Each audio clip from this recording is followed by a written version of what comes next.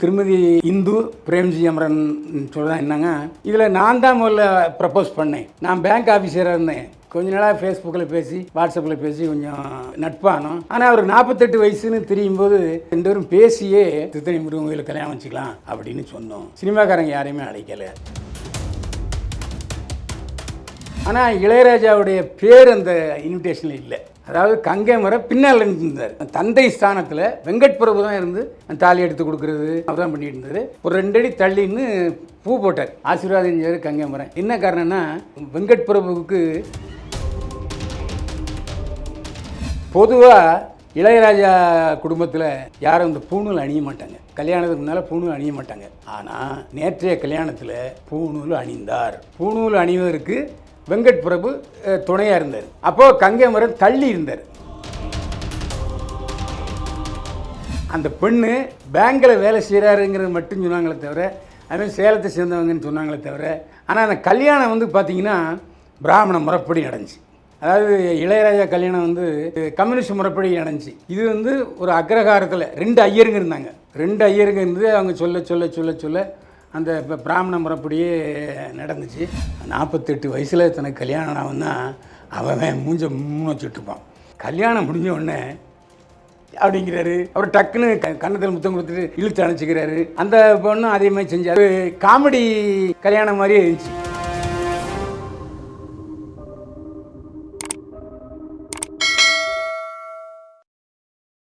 Sir வணக்கம். Sir, இப்போ நேத்துலேருந்து வந்து ஒரே பேச்சா போயிட்டு இருக்கிறது வந்து கங்கை அமரன் அவங்களுடைய மகனான பிரேம்ஜியோட திருமணத்தை பற்றின விஷயங்கள் தான். பிரேம்ஜி இந்து திருமணம் அப்படின்றது, அதை பற்றி உங்களுக்கு தெரிஞ்ச விஷயங்களை ஷேர் பண்ணிக்கோங்க சார். என்னை வாழ வைத்துக் கொண்டிருக்கும் யூடியூப் சேனல் நேயர்களுக்கு நன்றியும் வணக்கமும். மெட்ரோமெயில் சேனல் நேயர்களே, ஒரு 6 மாதத்துக்கு முன்னாடி பேட்டி கொடுக்கும்போது நம்ம காமெடி பீஸ் பிரேம்ஜி என்ன சொன்னார்னா, ஐ எம் ஆல்வேஸ் சிங்கிள். நான் கல்யாணமே பண்ணிக்க மாட்டேன். கல்யாணம் எனக்கு ஒர்க் அவுட் ஆகாது. ஏன்னா நான் ஃப்ரீ பேடாக இருக்கேன். கல்யாணம் ஆனால் குழந்தை குட்டி ஒய்ஃபு அவங்கள பார்க்குறது அப்படின்ட்டு ஒரு பேசினார். அது சீரியஸாக தெரிஞ்சுது. ஆனால் அது காமெடிங்கிறது இப்போ நேற்று கல்யாணம் ஆகும்போது தான் தெரிஞ்சுது. ஒரு 3 நாளைக்கு முன்னால் கங்கை மரம் என்ன சொன்னார்னா, எங்கள் வீட்டில் ஒரு நல்ல நிகழ்ச்சி ரொம்ப நாளைக்கு அப்புறம் நடக்க போகுது, வாழ்த்திருவீங்கள்னாரு. உடனே அடுத்த நாள் எனக்கு கல்யாணம் ஆகும்போது திருத்தணியில் கல்யாணம், இந்துங்கிற பொண்ணை கல்யாணம் பண்ண போகிறேன் அப்படின்னு சொன்னார் பிரேம்ஜி அமரன். ஆனால் என்ன, ஒரு ஏழை நடுத்தர குடும்பம், குறிப்பாக பிராமணர்கள், நல்ல கவனிச்சிங்க, பிராமணர்கள் தான் அந்த மாதிரி வெளியில் வந்து பிங்க் கலர் இருக்கும், உள்ள மஞ்சள் கலரில் அந்த நோட்டீஸ் போட்டிருந்தது. அது வந்து பெரும்பாலும் சினிமாக்காரங்க அடிக்கிறது இல்லை. ஏன்னா அவங்களாம் பெரிய காஸ்ட்லி ஆட்கள், பெரிய பெரிய இன்ட்ரெஸ்ட் அடிப்பாங்க. ஆனால் அது என்ன சொல்லிட்டாருன்னா, அந்த அம்மா சொல்லிச்சு, அதாவது இந்து என்ன சொல்லிச்சு, நான் என் நெருங்கின தோழிக்கு ஒன்று கொடுத்துருந்தேன், அவள் ஆர்வ கோளாறுல அதை வெளியிட்டுட்டா, மற்றபடி வேறு ஒன்றும் இல்லை. ஆனால் நாங்கள் வந்து சிம்பிளாக நடத்தணும் கல்யாணத்தை அப்படின்னு தான் நினச்சோம். யார் அந்த அதாவது இப்போது திருமதி இந்து பிரேம்ஜி அமரன் சொல்கிறேன் என்னங்க, இந்த மாதிரி நான் சிம்பிளாக கல்யாணம் நினச்சேன். நானும் முருக பக்தர், எங்கள் வீட்டுக்காரரும் முருக பக்தர். அதனால் 2 பேரும் பேசியே நாங்கள் வந்து திருத்தணி முருகன் கோயிலில் கல்யாணம் வச்சுக்கலாம் அப்படின்னு சொன்னோம். சினிமாக்காரங்க யாரையுமே அழைக்கலை. அது மட்டும் இல்லை, இதில் நான் தான் முதல்ல ப்ரப்போஸ் பண்ணேன். நான் பேங்க் ஆஃபீஸராக இருந்தேன். கொஞ்ச நாளாக ஃபேஸ்புக்கில் பேசி வாட்ஸ்அப்பில் பேசி கொஞ்சம் நட்பானோம். அப்புறம் திடீர்னு எனக்கு தோணுச்சு, இவர் கொஞ்சம் வெள்ளந்தியாக இருக்கார், அவரை கல்யாணம் பண்ணால் என்ன அப்படின்னு தோணுச்சு. ஆனால் அவர் 48 வயசுன்னு தெரியும் போது அவர் உடம்பை பார்த்தா 48 வயசு மாதிரி தெரியலை. அதனால் நான் மனம் வந்து கல்யாணம் பண்ண வந்தேன்.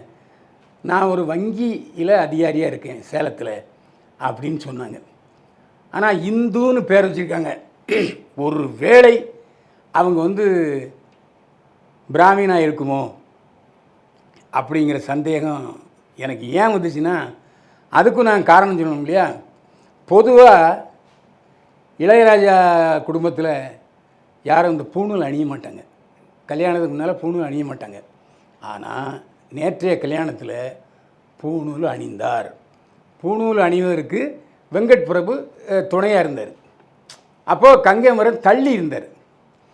கங்கை அமரன் தள்ளி இருந்ததுக்கு காரணம் நிறைய சொல்லலாம். நிறைய சொல்லலான்னா, அவங்க அண்ணன் வீட்டில் அவங்க அண்ணன் மகா இறந்துட்டார். அதனால் அந்த ஒரு வருஷம் அந்த துக்கம் அனுஷ்டிப்பாங்க. ஆனால் அதை மீறி இளையராஜா சமீபத்தில் விழாவிலெல்லாம் கலந்துக்கிட்டார், ஒரு கோயிலுக்கும் போனார். ஆனால் இளையராஜாவுடைய பேர் அந்த இன்விடேஷனில் இல்லை. அதாவது அவர் வரமாட்டேன்னு சொன்னாரா என்னன்னு தெரில, அவர் வரல. ஆனால் ஏற்கனவே கங்கை அமரனுக்கும் இளையராஜாவுக்கும் ஒரு கோல்டு வார் போயிட்டே இருக்குது. ஆனால் அந்த விஷயத்தில் அண்ணனுக்கு கேடயமாக இருப்பார் பிரேம்ஜி அமரன். அதாவது குறிப்பாக சொல்லணும்னா, யாராவது இளையராஜாவை தொட்டுட்டாங்கன்னு வச்சுங்க, உடனே கேடயம் மாதிரி முன்னால் விழுந்து அதுக்கு சரியான பதில் கொடுப்பார். ஆனால் இதை அங்கீகரிக்கிறாரா, இளையராஜாவோட அனுமதியோட பேசுகிறாராங்கிறது தெரியாது. அது இளையராஜா கங்கை அமரன் பேச்சை பெருசாகவும் நினைக்க மாட்டார், அவர் பேசாமல் கம்முன்னு போயிடுவார். ஆனால் இந்த கோல்டு வார் எப்போ ஆரம்பிச்சுன்னா, இந்த கல்யாணத்துலேருந்து கோல்டு வாருக்கு ஏன் போயிருக்குன்னா, அதுக்கு முன்னாடி சொல்ல வர்ற காரணம் இருக்குது. ஏன்னா வைரமுத்து என்ட்ரியை கொடுத்த உடனே இளையராஜா தன்னுடைய தம்பி கங்கை அமரனுக்கு பாடல் எழுதுறதுக்கு சான்ஸ் கொடுக்கல. ஏன்னா வைரமுத்துடைய பாடல்கள் அது இவர் கிராமப்புற பாட்டு எழுதுவார். யார்? நம்ம பிரேம்ஜி அமரன். அவர் இலக்கியம் எல்லாம் கலந்து விட்டு இன்னொன்னே அவருக்கே அதிகமான பாடல் கொடுத்தாரு. ஆனால் அந்த சமயத்தில் சரி பரவாயில்ல, நம்ம அண்ணன் நமக்கு சான்ஸ் கொடுக்கலன்ட்டு என்ன பண்ணார், டைரக்டர் ரைட்டர். ஒரு கரகாட்டக்காரன்லாம் இமாலய வெற்றி, அதாவது இயக்குனர்கள் அப்படின்னு ஒரு பட்டியல் போட்டு பேசணும்னா அதில் கங்கை அமரனை பற்றியும் பேசி ஆகணும். ஏன்னா அந்த அளவுக்கு அந்த கரகாட்டக்காரன் வெற்றி பெற்றுச்சு. ஆனால் கரகாட்டக்காரன் பேஸ் தில்லானா மோனாம்பாள் தான். தில்லானா மோனாம்பாள் டீசெண்டாக ஏபி நாகராஜன் எடுத்திருந்தார், கல்கி அதை எழுதியிருந்தது. ஆனால் இவர் அதை லோக்கலைஸ் பண்ணிட்டார். அதாவது கிராமப்புற மக்களுக்காக அந்த இதை லோக்கல் கரகாட்டக்காரன், அதாவது தில்லானா மோனாம்பாளில் பத்மினி பரதநாட்டியம், நாதஸ்வரம். இங்கே அதே பரதநாட்டியத்தை கரகாட்டமாக்கினார். அதே நாதஸ்வரத்தை லோக்கல் நாதஸ்வரம், அது என்ன சொல்லுவாங்கன்னா நையாண்டி மேளம்னு சொல்லுவாங்க. டங்கு டக்கட்ட டங்கு டக்கட்ட, அது இப்போ எல்லா சினிமா படங்களையும் வருது. அது ஏன்னா நையாண்டி மேளங்கிறது கேட்டு கோடி உரிமை மேளங்கிற மாதிரி இந்த சாமி ஆட்டத்தின் போது அந்த நையாண்டி மேளம் அடித்தாங்கன்னா சும்மா இருக்கிறவங்க கூட ஆடிவான், சாமி வந்துடும். அது உண்மையாக பொய்யான்னு தெரியாது. அது சாமி டமாக் டமால் ஆடுவாங்க. அதை அந்த ஊரில் உள்ளவங்க நாங்கள் எங்கள் ஊர்லேயும் சாமி ஆட்டம் உண்டு நம்புவோம். அப்படி தில்லானா மோனாங்கள் என்பது படத்தை ஆழமாக பார்க்கும்போது தெரியும். மற்றபடி கரகாட்டக்காரன் பின்னிடுச்சு. அதாவது ராமராஜன் எங்கேயோ கொண்டு போயிடுச்சு. இளைய கங்கை அமரனையும் அதுக்கப்புறம் நான் 7-8 படம் பண்ணார். அதேமாரி முக்கியமான விஷயம் இதில் இன்னொன்று என்னென்னா, இசையமைப்பாளர் இளையராஜாவை விட கங்கை அமரன் தான் இசையமைப்புகள் நிறைய பேர் தெரியும். இது இசையமைப்பாளர் கங்கை அமரன் தான் பல பாட்டுகளுக்கு சரியான மெட்டை போடுவார். அப்போல்லாம் ஒரே நாள் 4 படத்துக்கு ரீ ரெக்கார்டிங் பண்ணுவார் இளையராஜா. அப்போல்லாம் இளையராஜா நோட்ஸ் கொடுத்துட்டு போயிடுவார், கங்கை அமரன் தான் ஆர்கெஸ்ட்ரா கண்டக்ட் பண்ணுவார். அப்படிப்பட்ட தம்பி என்ன காரணத்தினாலேயோ 2 பேருக்குள்ளே கொஞ்சம் மிஸ் அண்டர்ஸ்டாண்டிங் ஆகிட்டு. ஆனால் என்ன இருந்தாலும் அண்ணனுக்காக விட்டு கொடுப்பார் கங்கை அமரன். அந்த அடிப்படையில் அவர் போடலையா, இல்லை அண்ணன் வரமாட்டார் வேணாண்டா சிம்பிளாக தானே பண்ணுறோம் அப்படின்னு கூட நினச்சிக்கலாம். ராஜா ரொம்ப கூட்டம் வந்துடும்டா, ஏன்னா அவர் எம்பி இல்லையா, அதனால் சரி சிம்பிளாக பண்ணிடுவோன்ட்டு பண்ணியிருக்கலாம். அதே மாதிரி தன்னுடைய அண்ணனை அந்த திருமண விழாவுக்கு அழைக்காத கங்கை அமரன் கல்யாணத்தை அவர் நடத்திக்கல. அதுக்கும் என்ன காரணம் தெரியலை. நான் பாட்டுக்கு ஏதாவது உளறி தொலைவி விடாது. ஆனால் இதெல்லாம் செய்திகளை சொல்லணும்ல. அதாவது கங்கை அமரன் பின்னால் இருந்தார். ஆனால் தந்தை ஸ்தானத்தில் வெங்கட் பிரபு தான் இருந்து தாலி எடுத்து கொடுக்குறது, அப்புறம் அதை சரியாக மாலையெல்லாம் போடுறதெல்லாம் அவர் தான் பண்ணிட்டு இருந்தார். ஒரு 2 அடி தள்ளின்னு பூ போட்டார், ஆசீர்வாதம் செஞ்சார் கங்கை அமரன். இது எதுக்குன்னு தெரியல. என்ன காரணம்னா, வெங்கட் பிரபுவுக்கு தம்பி மேலே ரொம்ப பாசம், தம்பிக்கு அண்ணன் மேலே ரொம்ப பாசம். ஏன்னா ஆனால் வெங்கட் பிரபு தான் பிரேம்ஜி அமரன் இன்ட்ரோடியூஸ் பண்ணார் சினிமாவுக்குன்னு நினச்சிட்டு இருப்பாங்க. அதான் இல்லை. சிம்பு தான் பிரேம்ஜி அமரனை வல்லவன் படத்தில் இன்ட்ரடியூஸ் பண்ணார். தன்னுடைய தம்பி வேறொருத்தர் மூலம் இன்ட்ரடியூஸ் ஆகி மக்கள் மனசில் இடம் பெற்ற உடனே அவர் எல்லா படத்தையும் போட ஆரம்பித்தார். இன்னொன்று என்னென்னா, நான் பார்த்த நடிகர்களில் வெள்ளந்தியான ஆள் பிரேம்ஜி. வேறு யாரும் வெள்ளந்தின்னு சொல்ல முடியாது. பாருங்க, கல்யாணம் முடிஞ்ச உடனே அப்படிங்கிறாரு. அவர் டக்குன்னு கண்ணம் கொடுத்துட்டு கன்னத்தில் முத்தம் கொடுத்துட்டு இழுத்து அணைச்சிக்கிறாரு. அந்த பொண்ணும் அதே மாதிரி செஞ்சு அதேமாதிரி மாலையை போட்டுவிட்டு இவர் இந்த பக்கம் இழுத்தார், அந்த பக்கம் அவர் இழுத்தார். ஒரு காமெடி கல்யாணம் மாதிரியே இருந்துச்சு. என்ன காரணம்னா, 48 வயசில் தனக்கு கல்யாணம் ஆகும்னா அவன் மூஞ்ச வச்சுட்ருப்பான். ஒரு அழகான மனைவி கிடச்சிருப்பா. அப்படிப்பட்ட சூழ்நிலையில் அதை கூட நினைக்காம நீங்கள் என்ன வேணால் நினச்சிங்கடா, நான் காமெடி பீஸான் அப்படிங்கிறாரு. அப்புறம் சார் இங்கே திரும்பிப்பாங்க அப்படின்னு கூட்டத்தில் பார்த்தா அப்படி கையை காமிக்கிறாரு. இதெல்லாம் ரொம்ப ஒரு வேடிக்கையான விஷயங்கள் தான். அதாவது நான் வந்து எல்லாரையும் கூப்பிடலன்னு நினைக்காதீங்க, எல்லாத்தையும் சொல்லலைன்னு நினைக்காதீங்க. வரவேற்பு கொஞ்சம் பெரிய அளவில் வைக்க போகிறேன் அப்படின்னு பிரேம்ஜி சொல்லியிருக்காரு. இதில் கெட்டிக்காரத்தனை என்னென்னா, அந்த பெண்ணு பேங்கில் வேலை செய்கிறாருங்கிறது மட்டும் சொன்னாங்களே தவிர, அதுமாதிரி சேலத்தை சேர்ந்தவங்கன்னு சொன்னாங்களே தவிர, அவங்க பிராமணராக என்னங்கிறது இன்னும் தெரிவிக்கலை. ஆனால் அந்த கல்யாணம் வந்து பார்த்திங்கன்னா பிராமண முறைப்படி நடந்துச்சு. அதாவது இளையராஜா கல்யாணம் வந்து கம்யூனிஸ்ட் இல்லை, அவங்க அண்ணன், அவங்க குடும்பமே கம்யூனிஸ்ட் தான். அதனால் அது கம்யூனிஸ்ட் முறைப்படி நடந்துச்சு. அதாவது ஒரு பெரியவர் இருப்பார், அவர் பேரவாசிப்பார், பேரவாசி கல்யாணம் தாலி எடுத்து கொடுத்து கல்யாணம் பண்ணி ஆசீர்வாதம் பண்ணிடுவார். அது சீர்திருத்த திருமணம்.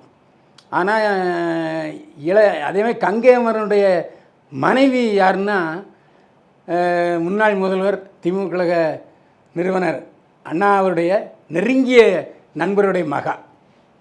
கங்கையம்மனுடைய மக வந்து அண்ணாவுக்கு ரொம்ப வேண்டியது.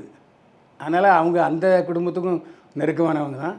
அப்படிப்பட்ட சூழ்நிலையில் இது வந்து ஒரு அக்ரஹாரத்தில் 2 ஐயருங்க இருந்தாங்க. 2 ஐயருங்க இருந்து அவங்க சொல்ல சொல்ல சொல்ல சொல்ல அந்த இப்போ பிராமண முறைப்படியே நடந்துச்சு.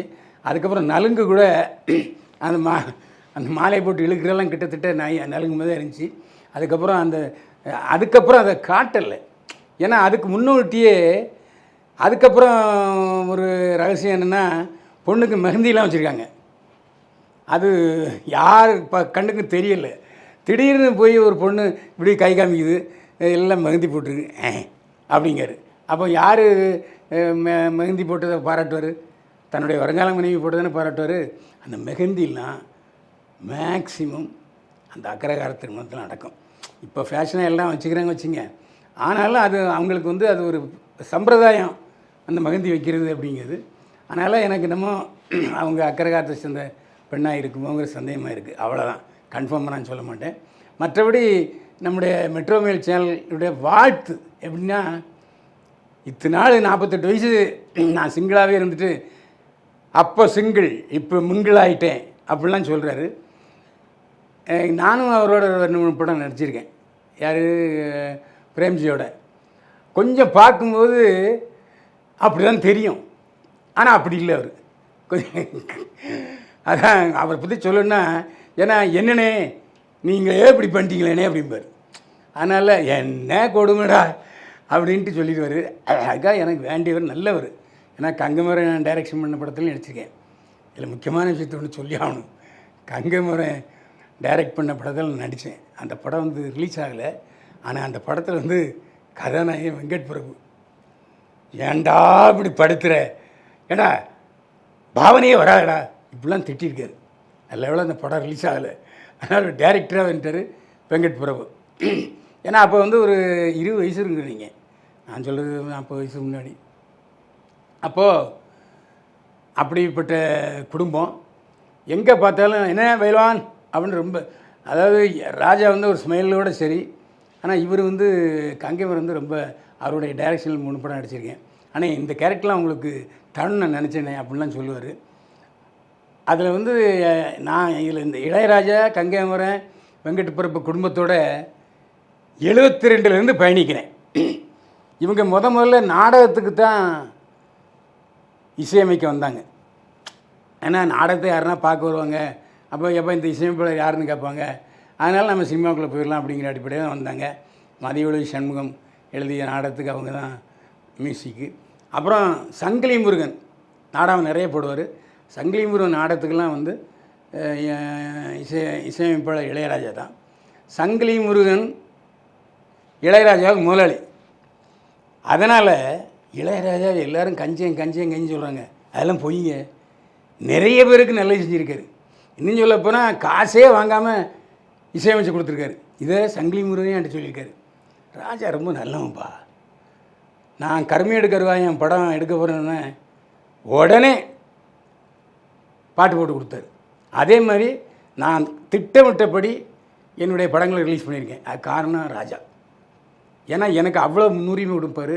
என்ன காரணம்னா நான் கூட சொல்ல மாட்டேன் அவருக்கு நான் சம்பளம் கொடுத்தவன்னு. அது ஒரு காலத்தில் ஒன்ஸ் அப்பான் எ டைம் அங்கெல்லாம் கோவம். ஆனால் இன்றைக்கி வாழ வச்சது வந்து ராஜா தான் அப்படின்னு சொல்லுவார் சங்கிலி முருகன். அதனால் செய்ய வேண்டிய காரியங்களுக்கு செய்கிறாரு. அதுமாதிரி உதவி செய்கிறவங்களுக்கும் நிறைய உதவி செஞ்சுருக்காரு. ஆனால் அதை வெளிப்படையாக காட்டிக்கிறது இல்லை. என்ன ஏதாவது கேள்வி கேட்டால் குண்டை கேள்வி கேட்டால் கோவப்பட்டுருவார். இசையை பற்றி கேள்வி கேட்டால் உனக்கு இசையை பற்றி தெரியுமா, இசையை பற்றி தெரியுமையா அப்படின்னு கேட்டுருவார். ஏன்னா இசையை பற்றி தெரியாமல் நீ கேள்வி கேட்கக்கூடாதுன்னு பேஸில் உள்ளவர் இளையராஜா. இன்றைக்கி அந்த குடும்பத்தில் 48 வயசில் பிரேம்ஜி அமரன் வந்து இந்துவுக்கு தாலி கட்டியிருக்காரு. பிரேம்ஜி அமரன் இந்துவோடு நீடூழி வாழ எல்லா இன்பங்களும் பெற்று வாழ இறைவனை பிரார்த்தித்து வேண்டிக் வருவது மெட்ரோமெயில் சேனல். சார், ஆனால் ஒரு பக்கம் இளையராஜா சார் அவர்கள் வரலன்னா யுவன் சங்கர் ராஜாவை கூட பார்க்க முடியலையே சார். ஆமாம், யுவன் சங்கர் ராஜா வரல. ஆனால் அவருக்கு பதிலாக கார்த்திக் ராஜா வந்திருந்தார். அதாவது யுவன் சங்கர் ராஜா வந்து எப்போவுமே அப்பா ரூட்டில் போனாலும் கொஞ்சம் அவருடைய இஷ்டத்துக்கு போயிடுவார். ஏன்னா இளையராஜா வந்து தீவிர இந்து, யுவன் சங்கர் ராஜா முஸ்லீம் பட்டார். ஆனால் அவர் ஒரே ஒரு வார்த்தைன்னு சொல்லியிருக்காரு, பேரை மட்டும் மாற்றாடான்னு இருக்கார். முஸ்லீமுக்கு நான் ஒரு பேரை கொடுத்துட்டாருன்னா யுவன் சங்கர் ராஜா இருக்கார். ஆனால் கார்த்திக் ராஜா வந்து அவங்க அப்பா மாதிரியே. அதனால் கார்த்திக் ராஜா கலந்துக்கிட்டு இருக்காரு. அதாவது நான் நினைக்கிறேன் அந்த துன்பத்திலிருந்து மீளலியா இல்லை ஒரு வருஷம் துக்கம் அனுஷ்டிக்காரான்னு தெரியல. கார்த்திக் ராஜாவுடைய 2 மகன்களில் இளையராஜாவுடைய 2 மகன்களில் கார்த்திக் ராஜா மட்டும் கலந்துருக்காரு, யுவன் சங்கர் ராஜா கலந்துக்கல.